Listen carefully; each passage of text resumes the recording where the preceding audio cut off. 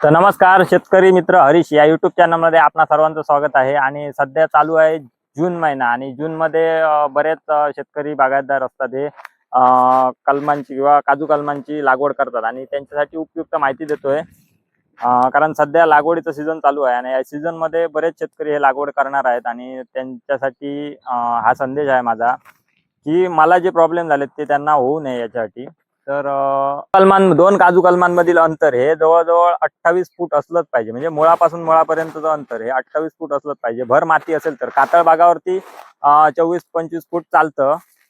कारण ह्याचं कारण असं आहे की काय होतं, ही झाडं आहेत, काजूचं जे झाड आहे हे झाड लवकर वाढतं, म्हणजे फास्ट होतं, म्हणजे आंबा झाडापेक्षा काजू झाडाची वाढ ही जलद होते। आता ही बघितली तर माझं हे 3रं वर्ष आहे।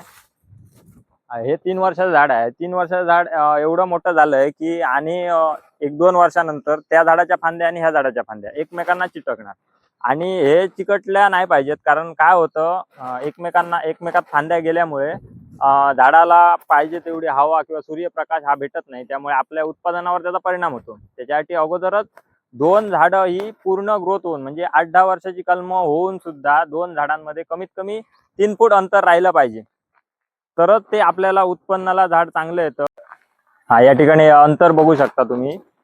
या 2 झाडांमधचं अंतर आहे हे आणखीन एक 5-6 वर्षात ना याच्यामध्ये एवढी एवढी स्पेस राहणार, म्हणजे एक 3-1 फुटाची स्पेस या 2 झाडांमध्ये राहिली पाहिजे ग्रोथ होऊन सुद्धा।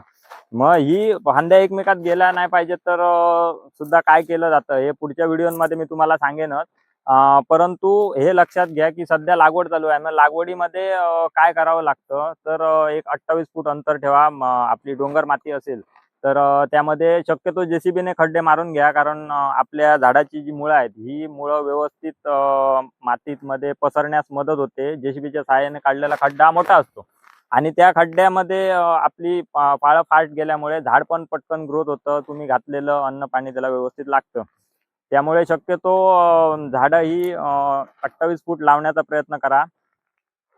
आणि जेसीबीच्या सहाय्याने खड्डे मारताना त्यामध्ये कोणतंही शेणखत घालू नका कृपया, कारण शेणखतामुळे आपल्याजवळ आपल्या कोकण पट्ट्यामध्ये वाळवी हा प्रकार भरपूर आहे किंवा वाळवी रोटा हा शेण घातल्यानंतर गोळा होतो। त्यामध्ये फक्त सिंगल सुपर फॉस्फेट टाका, बुरशीनाशक पावडर टाका आणि कलम लावून घ्या। त्याच्यानंतर त्याला खताचे डोस कसे कसे द्यावे लागतील हे तुम्हाला सांगेन पुढच्या नेक्स्ट व्हिडिओमध्ये।